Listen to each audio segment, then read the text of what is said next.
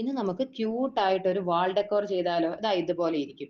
അതിനുവേണ്ടി ഞാൻ നമ്മുടെ ക്ലേ എടുത്ത് നന്നായിട്ട് ചെറിയ ചെറിയ പീസായിട്ട് കട്ട് ചെയ്തിട്ട് അതിനെ ചെറിയ ചെറിയ പീസായിട്ട് ഞാൻ അതിനെ ബൗളാക്കി ചെറിയ ചെറിയ ബോളാക്കി ഞാൻ അതിനെ എടുത്തിട്ടുണ്ട്.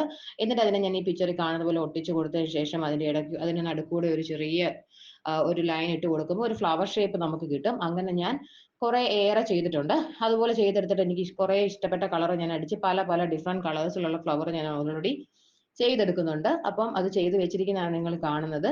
അപ്പോൾ അതിനെല്ലാം പല പല കളർ കൊടുത്തിട്ടുണ്ട്. അപ്പൊ അതിന്റെ കൂട്ടത്തിൽ തന്നെ നമ്മൾ ചെയ്യുന്നത് 3 മുയൽക്കുട്ടന്മാരെയും കൂടെയാണ്. പല ഷേപ്പിലുള്ള മുയൽക്കുട്ടന്മാരെയാണ്.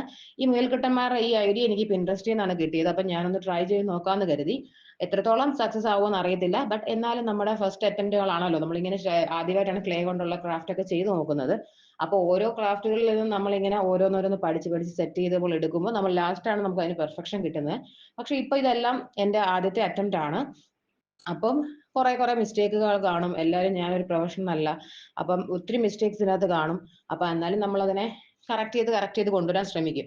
അപ്പൊ ഞാൻ ആ മുയൽക്കുട്ടന്മാരെ മൂന്ന് ഷേപ്പിലാണ് ഞാൻ അത് ചെയ്തെടുക്കുന്നത്. അപ്പോൾ അങ്ങനെ ചെയ്ത് ഞാൻ എടുക്കുന്നുണ്ട്. അതിന് ചെവിക്ക് ഞാനൊരു പിങ്ക് കളർ കൊടുക്കുന്നുണ്ട്. വീഡിയോയിൽ കാണുമ്പോൾ അതിന് പിങ്ക് കളറായിട്ട് എനിക്ക് തോന്നുന്നില്ല, റെഡിഷ് കളറായിട്ടാണ് തോന്നുന്നത്. പക്ഷെ ഇങ്ങനെ ഒരു 3 മുയൽക്കുട്ടന്മാരെ ഞാൻ ചെയ്തെടുത്തിട്ടുണ്ട്. അപ്പൊ ഇനി നമുക്ക് ഇതിനെ സെറ്റ് ചെയ്താണ്.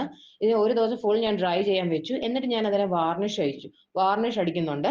വാർണിഷ് അടിക്കാൻ ഒരു ഇച്ചിരി ഗ്ലേസിംഗ് ഫീൽ കിട്ടാൻ വേണ്ടി നമ്മൾ ക്യൂട്ടായിട്ട് വിരിക്കാൻ വേണ്ടി ഞാൻ ഒരു നല്ല ഒരു ഗ്ലോ ഫിനിഷ് കിട്ടാൻ വേണ്ടി ഞാൻ വാർണിഷും കൂടെ അടിച്ചു കൊടുക്കുന്നുണ്ട്. അങ്ങനെ 3 പേർക്കും നമ്മൾ അടിച്ച് സെറ്റ് ആക്കി എടുക്കുന്നുണ്ട്. അതിനുശേഷം ഒരു ബോട്ടിലിന്റെ ക്യാപ്പിന്റെ സെന്റർ കട്ട് ചെയ്തതിന് ശേഷം ഒരു ഹോൾ ഒരു റൗണ്ട് ടൈപ്പിൽ നമ്മൾ എടുത്തതിന് ശേഷം അതിൽ ഫുൾ നമ്മൾ ക്ലേ ഒട്ടിച്ചു കൊടുക്കുന്നുണ്ട്.